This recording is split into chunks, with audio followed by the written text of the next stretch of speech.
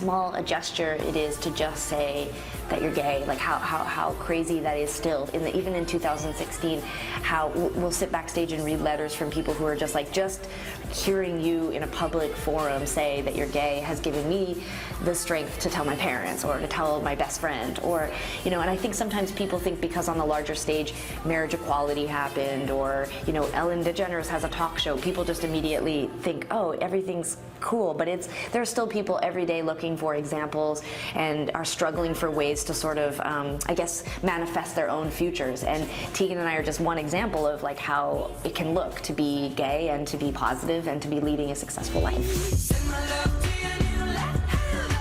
Recently in Vancouver, I had the chance to see Adele at Rogers Arena. Ooh, and this was like a master's class on how you make an arena feel like an intimate setting. So how do you guys reinvent the concert experience and bring that intimacy back? You know, it's funny because I just saw Adele in Los Angeles and I thought the same thing. Like, I couldn't believe how she took Staples Center and made it seem like we were just like hanging around in her living room. And I don't think we see that very often, and we certainly sort of would lump ourselves in with that sort of artist that likes to feel like they're connecting with the audience, not just performing for the audience.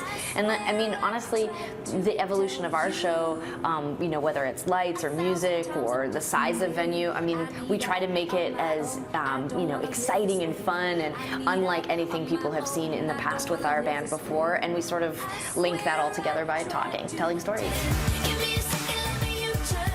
Was there a moment that you remember when you're on stage and you're like, holy crap, yeah, this is on fire right now? You know, it happens all the time, honestly. Like, there are so many points through our career that I think back on and remember having that feeling of like, whoa, like this is happening. You know, first time we played Letterman, when we played Ellen, you know, we played the Oscars a couple of years ago. I mean, huge moments. Everything is still awesome. Yeah. Lonely Island, shout out. That was a great collaboration, Lego movie. You guys are back on the sequel, by the way? Is that happening? No. What? Well, I mean, I haven't heard anything about any music. No call. We're like, we gotta go. I gotta go make some calls. Yeah.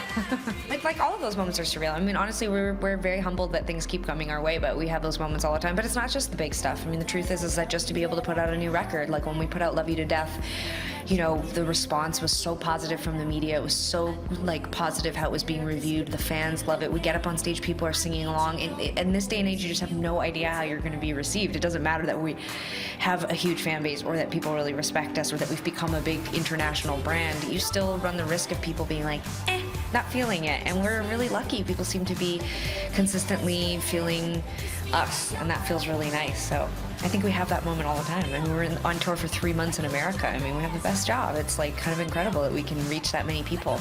It's so cool.